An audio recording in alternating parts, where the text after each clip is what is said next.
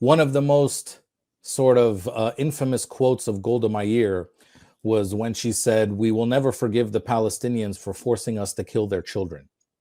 And Bill Clinton basically came into Michigan a week before the election and said that again.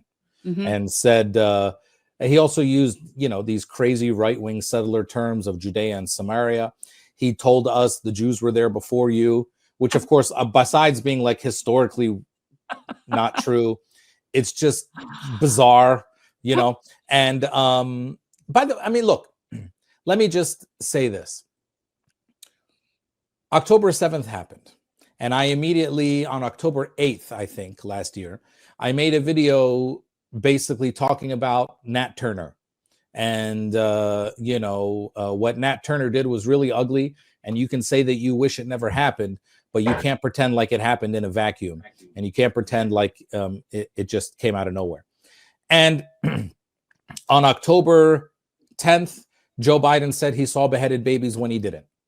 And on October 14th, a 6-year-old boy was stabbed 26 times in Chicago to death by his landlord, who said that he wanted to, that Palestinians don't deserve to live. Joe Biden created that atmosphere of dehumanization. Then later on in October, when asked about the death numbers coming out of Gaza, he said, you can't trust those numbers. So he said that we were lying about dying.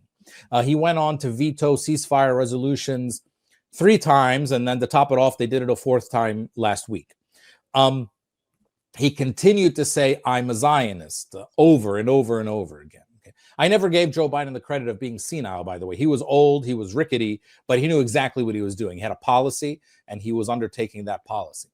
And so it was clear to us that we were not going to vote for Joe Biden way back in November of last year.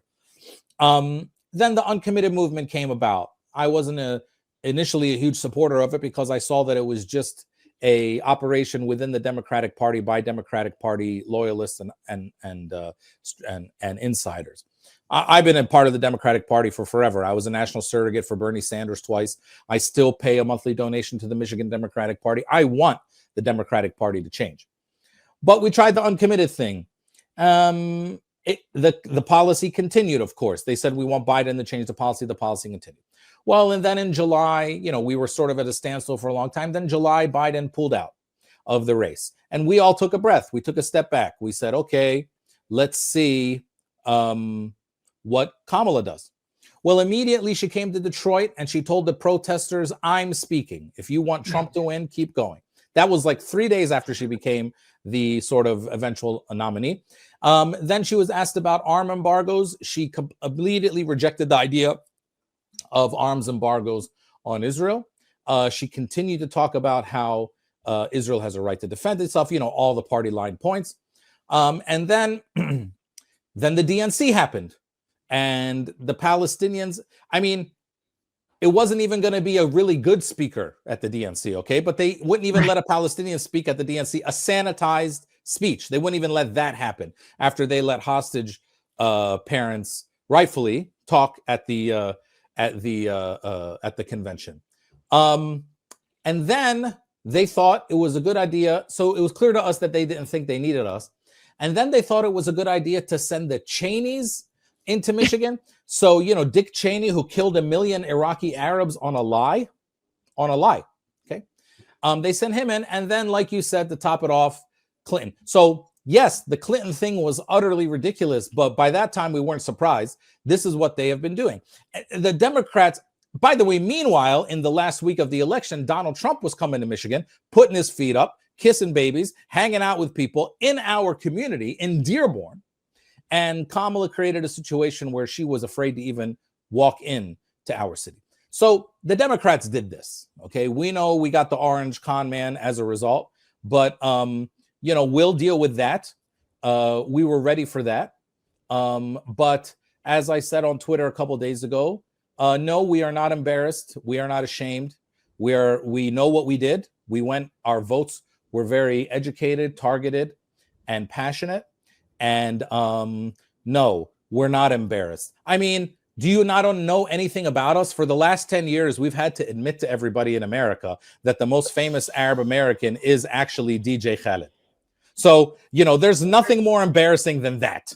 So if we can deal with that, We can deal with anything. All right. He is quite disappointing. I mean, that's not my genre. I know little about him, but I know that he has not said anything, and that's just disgusting to me. I mean, it is disgusting to all of us. Not only that, I mean, it's sad to think of the impact he could have. He might even by saying something stupid, but at least right, he might cause a lot of other hip hop stars to come out and say something. I said this a couple years ago to DJ Khaled in a video that got a lot of views of please come out and say something before October 7th. He is who he is, but I'm just saying that we luckily though have a lot of great voices, people speaking up for us and with us. And look, the world has changed, right? The toothpaste, you can't put the toothpaste back in the tube. Everyone sees very clearly what Israel is now.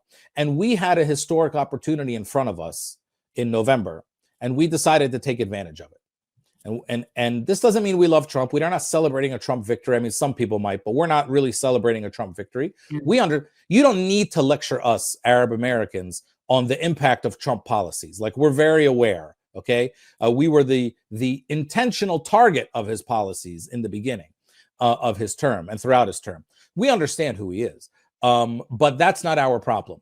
We had an opportunity to either solidify our political power for a generation, or to tell all the political parties that they can do anything to us and we will still follow them. And we chose the former. And if you took one walk around Dearborn, you would have understood that. And Trump won Dearborn and Harris lost Dearborn.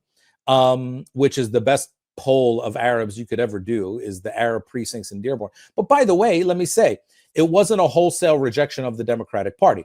Every other Democrat in a partisan race in Dearborn won. Harris is the only one that lost. So that's why I say our votes were targeted. It was a rejection of a policy.